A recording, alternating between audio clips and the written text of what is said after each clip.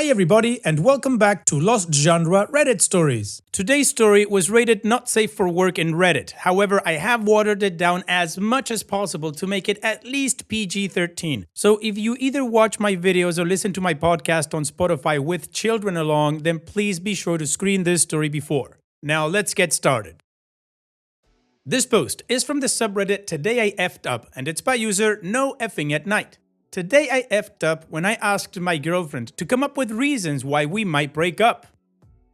My girlfriend and I were lying in bed last night, cuddling and crap, when it dawned on me all of a sudden that none of my friends were in relationships anymore. All of them had broken up with their partners within the past few months, which was more or less the same length of time my girlfriend and I had been together. I shared this revelation with my girlfriend mid-cuddle before asking her what I thought was a funny and harmless question at the time.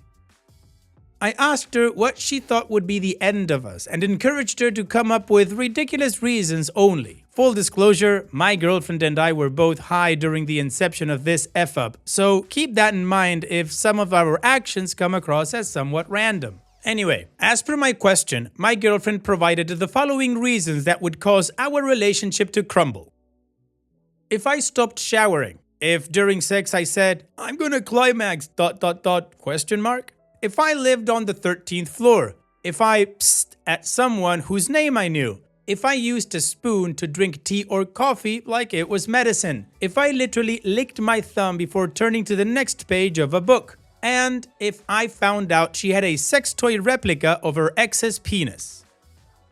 I paused my girlfriend when she got to the last reason and asked her if it was something real or ridiculous, because it sounded a lot less random than the other reasons. My girlfriend said it was both real and ridiculous while laughing because at that point, the atmosphere in the room was still lighthearted. I asked her why she still had her ex's fake penis in her possession. She shrugged and said it was a decent toy. I was about to ask her if she still used it, but she predicted my question and said it's been a long time since she used it. I think my face was beginning to show my mixed feelings because my girlfriend decided to tickle me out of the blue until I laughed. I did laugh thanks to the tickle, but I was unable to forget about the Clone a Willy situation. It was bugging me. I had to see it, so I asked my girlfriend to show it to me. She reluctantly agreed to show it to me if I promised to file this whole situation under something that means nothing and move on. I promised. For someone who said she struggled to remember when last she used it, my girlfriend didn't even have to think about where she stored it. Just in case it's unclear, we were in her flat, and as soon as I witnessed the cloned piece with my own two eyes, I knew, oh yeah, that crap was going to live rent-free in the back of my mind. Of course it was big. I mean, what other size is there when it comes to exes? My girlfriend asked if I wanted her to get rid of it. My mind said yes, but my mouth said it was her choice. She shrugged and said it was just another sex toy. I said a promise is a promise before deciding to make us some coffee, which I drank with a spoon. Playing the breakup game was not the smartest decision on my part. Now, I'm cursed with the knowledge that my girlfriend not only kept her ex's cloned penis, but most likely used it whenever she wanted, which may or may not have been during our relationship. And that's OP's F-up. Now, OP's not asking for any advice, but I do think the debate here is the fact that this sex toy is modeled after the girlfriend's ex. Now, I am going to give my opinion on this, but I may fumble it up, so please don't focus directly on my words, but at the point that I'm trying to make. Personally, I don't care what people use in the bedroom, that's their business, and if you use it with your partner or not, still your business, your sex life, you can do whatever and how you want to do it as long as you have a safe word or you are both in agreement and with consent. Having said that, I don't think I'd be absolutely okay with my partner having a sex toy that's modeled after their ex, like to the millimeter. Not because of an insecurity or a jealousy kind of thing. It's because when we're being intimate, I really don't want the ex to be there. And this is the part that's kind of difficult to explain because we all know that he's not physically there or in spirit in there. but this toy is modeled after him, so that just makes it weird to me. So I do think that I would ask her to please get rid of it. If she needs another one, no problem, but just not that one. I hope I got my point across correctly. Let me know in the comment section what you guys think and if you agree with me or not. And now, let's move on to the community comments to see what they had to say about this. Survey Monkey says, I'm surprised you haven't seen it yet. It's right there on the nightstand in plain view. She puts a shade on it to disguise it as a lamp. Well, that doesn't help.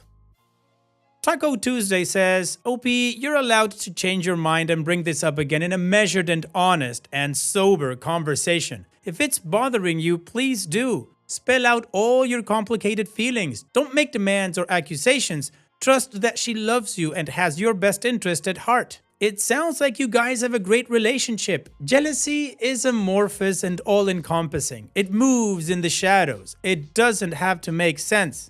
Own it by exposing it to the light.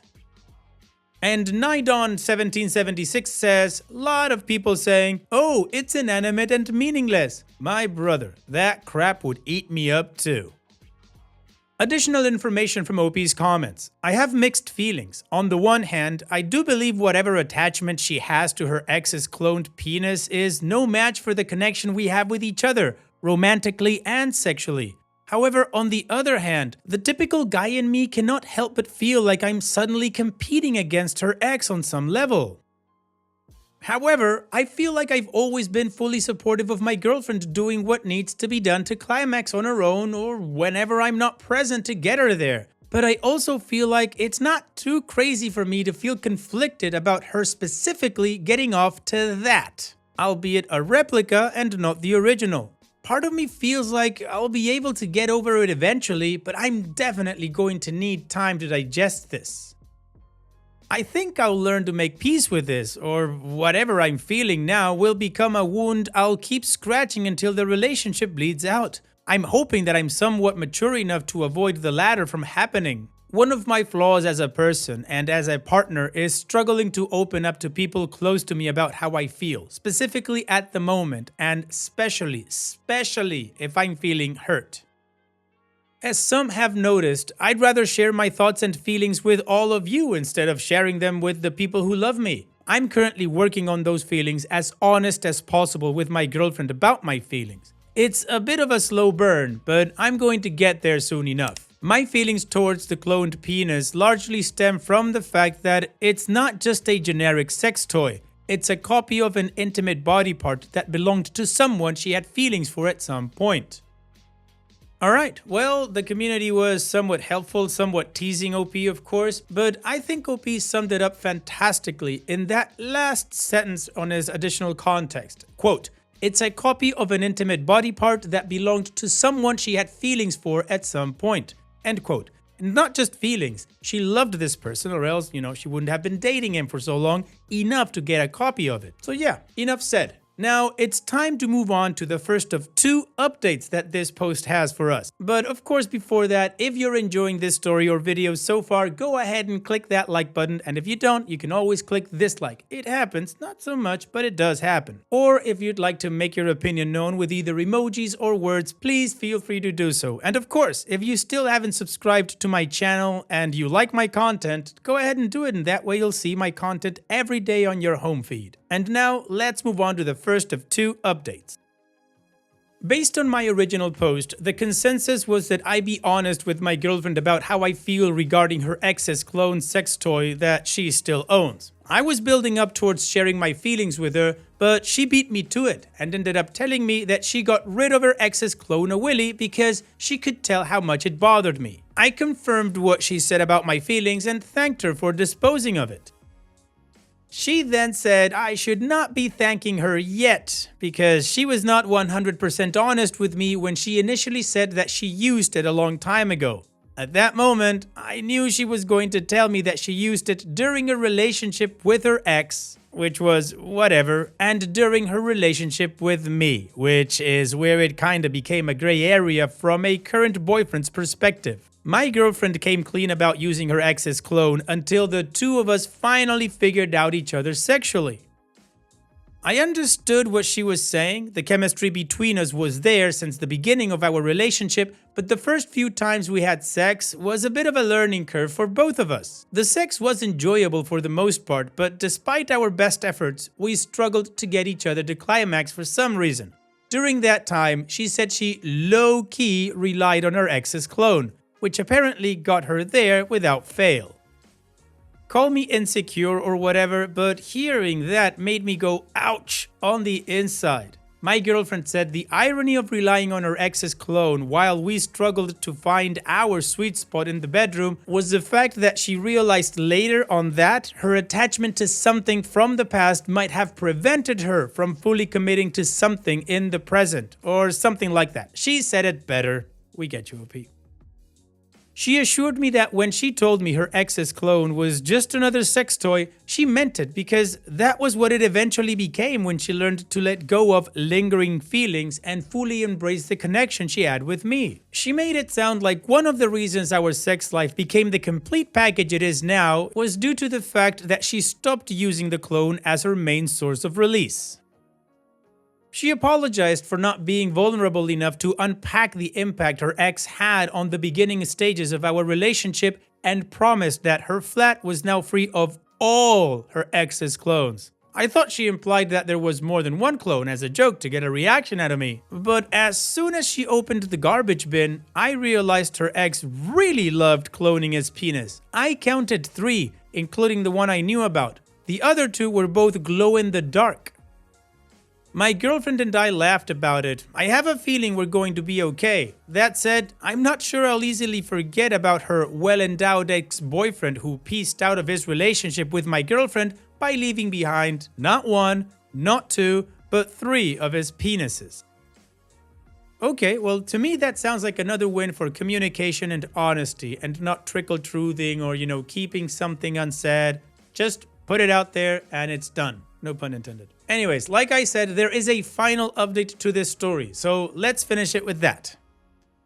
My girlfriend and I have been unpacking our past relationships more than ever before since I discovered that she low-key used her ex's clones. The outcome was unexpectedly positive. My girlfriend tossed them in the trash, all 3 of them, and we agreed to move on. However, moving on was not as easy for me as I wanted it to be.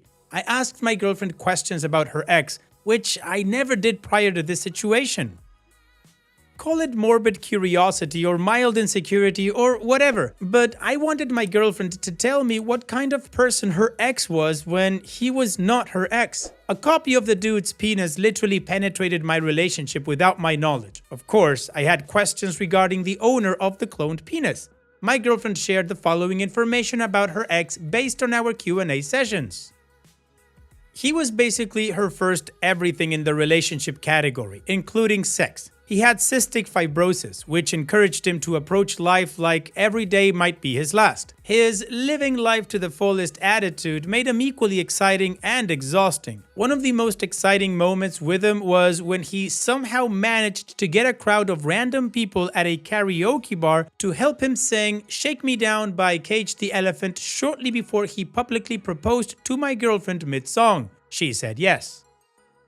The most exhausting moment with him was when he got naked at a music festival and made several attempts to have public sex with my girlfriend despite the fact that she repeatedly said no. This last thing was the tipping point for her. She eventually called off the engagement and tapped out of the relationship. In the spirit of sharing, she made me aware that her ex might still have a collection of raunchy photos and videos of her in his possession, which he spitefully refused to dispose of when the 2 of them broke up. As a revenge smut insurance policy, my girlfriend followed her ex's lead and made sure to keep some of the raunchy photos and videos she had of him. Just in case. Not gonna lie, I had to laugh at that point, not because it was funny, even though it kind of was in a fundamentally effed up way, but because of how one cloned penis became the beginning of more than one relationship-altering plot twist. I asked her if she was going to keep the photos and videos of her ex forever. She said she could delete them if it made me feel uncomfortable. But if her ex decided to re-enter her life with the threat of leaking her photos and videos for whatever reason, then she would end up feeling somewhat defenseless in that situation. I asked her if her ex was capable of doing something like that. She was unable to answer yes or no, but she implied that he was capable.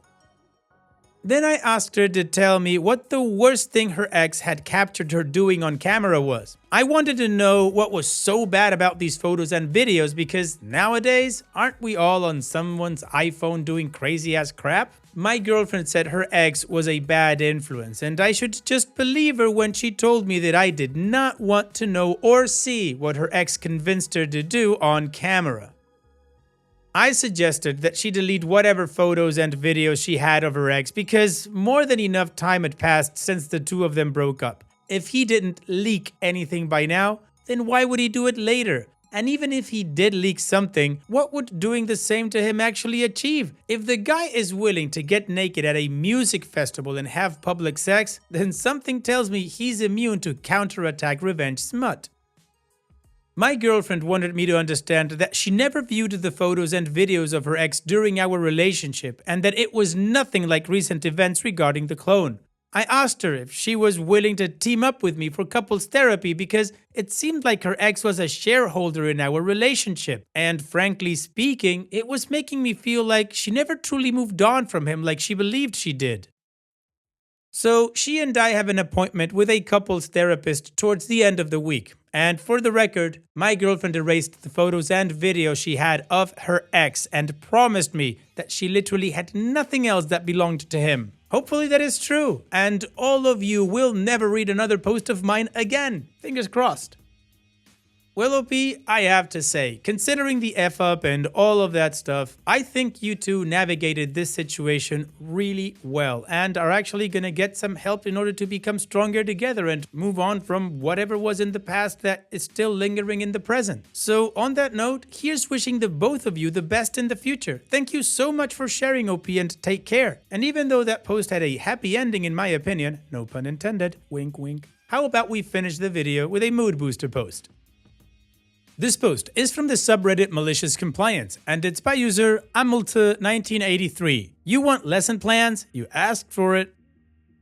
Once upon a time, in a quaint town of academia, a new middle school assistant principal was placed at our school. One day, trying to impress the school principal, our assistant, Mr. Sternsworth, as we will call him, decided to crack down on the teacher's lesson planning process. Mr. Sternsworth, a stern man with a penchant for punctuality, issued a decree that all teachers must submit their lesson plans detailed on the form he provided.